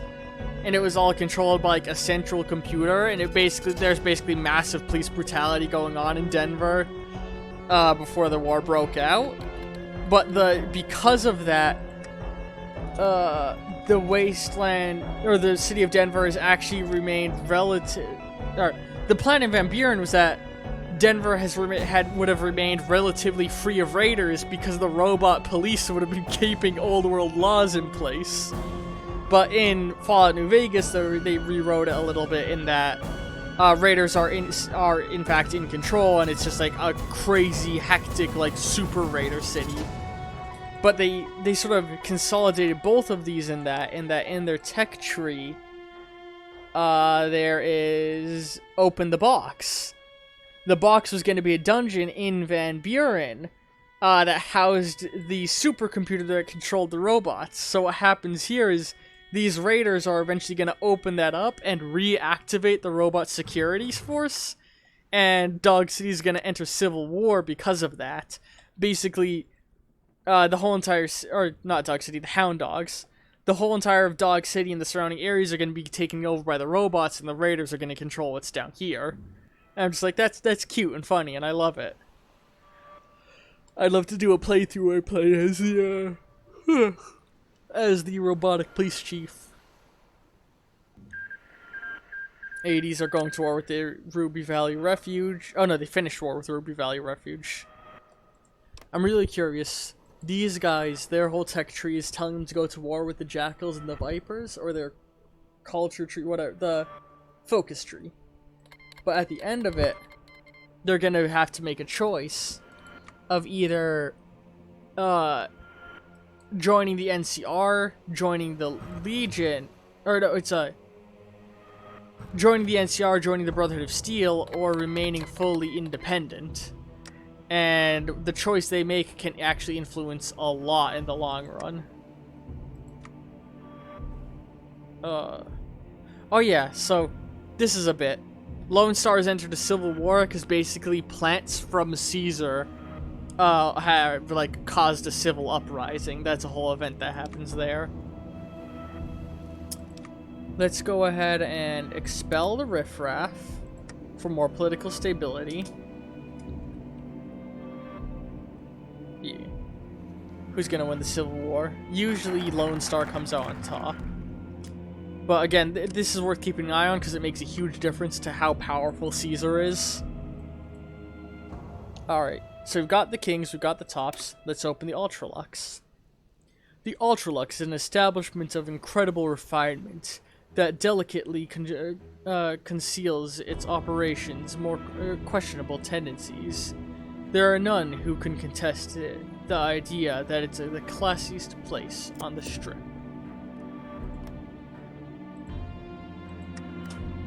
But yeah, so Desert Rangers are warring with the Vipers now, so that whole thing's happening. Yeah, whoever wins this Civil War can make a huge difference in the end game. Because like if Caesar's people take it, like, hold on, we can actually go ahead and oh, Jesus, that kicked off sooner than I expected. Phoenix is attempting a uprising to push out Caesar. I'd actually love to see that succeed.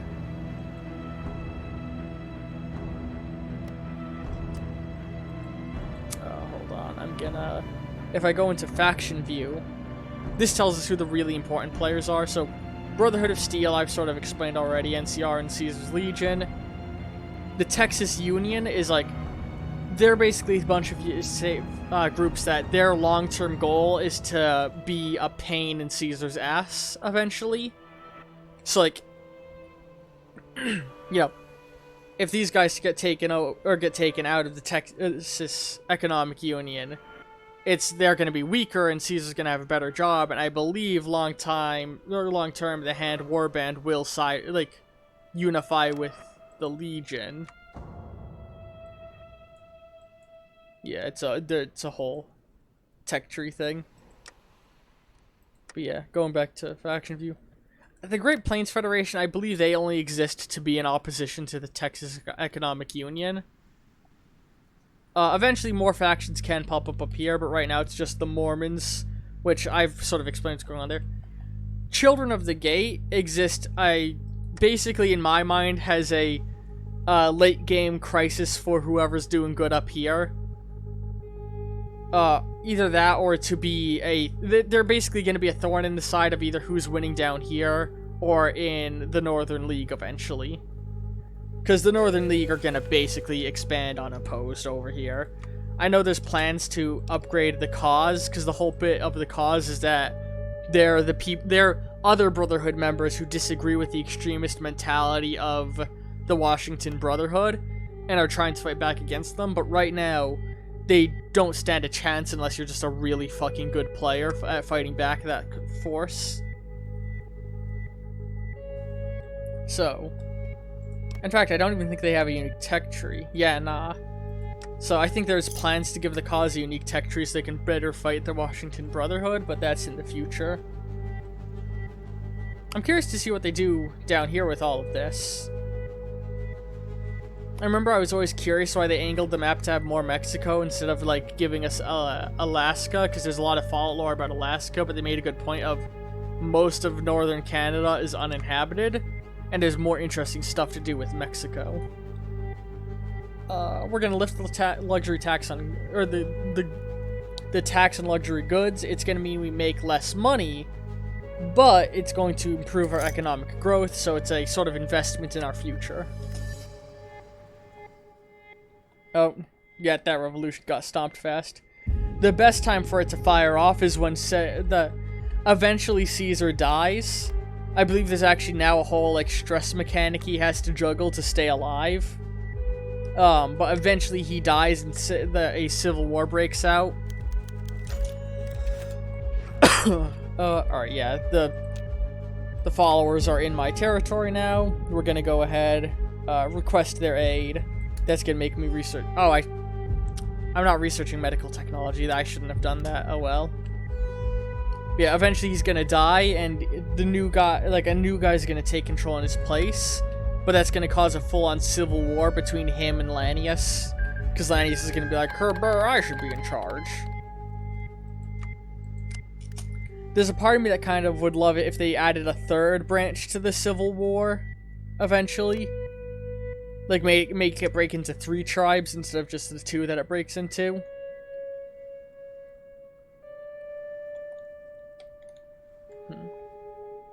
NCR, I know, are eventually gonna go into, declare war on the Veil Bandits, and these guys universally align themselves with the Veil Bandits, which means they get fucked as well.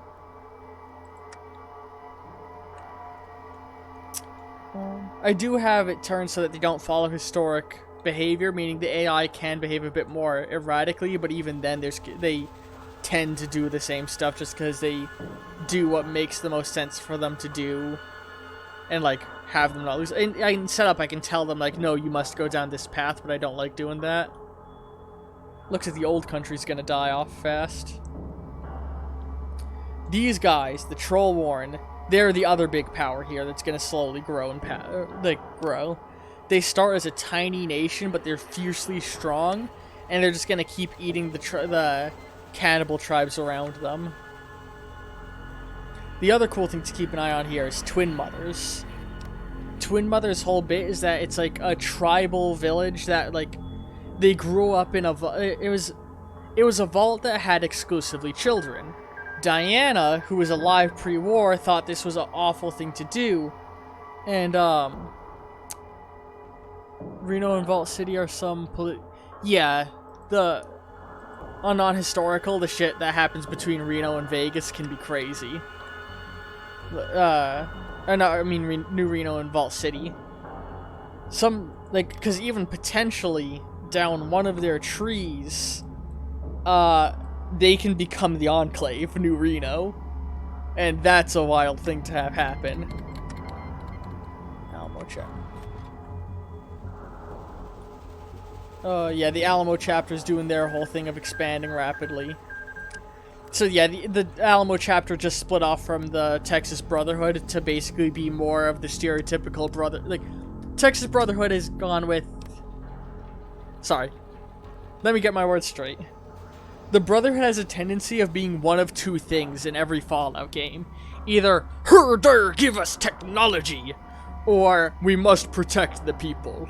The Texas Brotherhood are on the protect the people end of things. The Alamo Chapter split off because they disagree, and they're more on the end of things of, get technology. So what's this that just opened up? Yeah, let's have them build me civilian workshops. But yeah, oh yeah, I was talking about, Washington Brotherhood and Cause Wars happening. Twin Mothers, their whole story in lore, they are from Fallout Van Buren. Their story is that I was mentioning the Vault thing, the Vault was going, like, all the kids were going to be raised by a supercomputer. Diana thought that this was a terrible, terrible thing and wanted to do something about it. And the plan... Hold on. We'll get back to that in a second. White Glove Society. The White Glove Society has come a long way from their traditional cannibal roots. With fancy masks and jazzy suits, they hope to make people forget that they were once simply becoming something else entirely. Alright. But what I was saying was, she thought it was terrible, and I believe what it was going to be in Van Buren was they were going to copy she copied her brain into the supercomputer to take care of them. But in this, what they did was she was dying of cancer and had her brain put in a supercomputer, and then she, like, hacked the supercomputer that was going to control the vault to care for the kids. And she depicts herself as this great god figure, Diana, goddess Diana, and like has guided the people in a sort of like be one with the earth tribal society mentality. But eventually, Lanius is gonna threaten that, and she can go down 3 different paths. She can basically seduce Lanius and work with him, becoming a member of Caesar's Legion, which would be bad for me. She could do it with upholding the ideals, which is... Hang on, I'm trying to make sure I'm looking at the right one.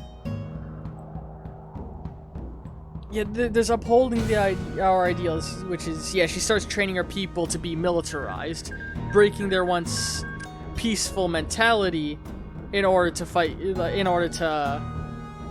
off Caesar. This will, yeah, that will either lead to them being destroyed or fighting on, or they can stick with their peaceful mentality and remain completely and utterly peaceful. Now, the fun thing is, if she joins the Legion or fights warfully, either way, she goes down the path of being violent.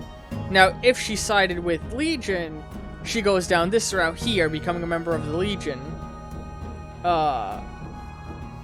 And... God, it's actually... I don't understand all of these because I haven't played her yet and I don't remember. Basically, she can go down a number of paths, and if she joins the Legion, it's bad for me. Loss was puppeted, so it looks like... God, Lone Star's... they're fighting off the Civil War pretty good, actually. They're struggling, but they're doing it. So... Wait, Lone Star was puppeted by who? Or, oh no, sorry, it's a Loss was puppeted. Yeah, Loss is being controlled... Were they a puppet nation of? Shale's army. Okay, that's what I thought. New California Republic just took over the Umbra tribes. I think we're nearing the point where if the Brotherhood is going to go to war with the NCR, it's going to happen. But this war isn't happening yet. These guys fighting each other. Could. We'll have to wait and see. I don't remember how long it takes. It's guaranteed that they go to war. There's like an actual countdown timer going. God, how much longer till we can go to war? 15 days. Well, less than 15 days. Less than 10 days, I should say. So, we're close. They've finished all of their wars, so we gotta keep an eye on them to see who they side with. There used to be an option for House to join the NCR, but it looks like they took that away.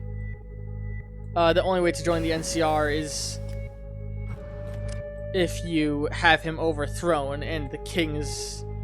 Not the kings, the, Can? Benny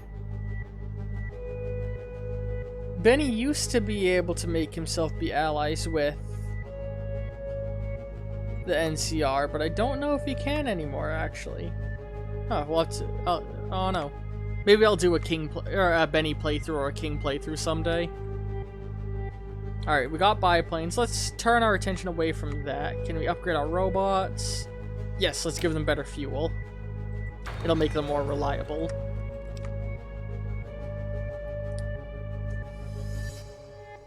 Alright, let's petition them for technology for better research speed. I'm dumping a lot of my political points into the Followers of the Apocalypse, the thing I tend to do often. Ah, yes. So now we can finally go to war. But before we do that, I am getting a little hoarse. I could use something to drink, and I'm a little peckish.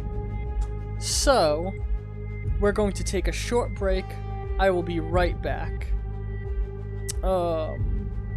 The stream may dip in the middle for a moment for the purpose of cutting the video for you, or cutting the... Oh, wait a second. I've discovered I don't need to do that anymore. I've discovered a button I can press to chop it up. The stream probably won't cut, but I will be back. Everybody can take this as a moment to go and get food and drink and whatnot.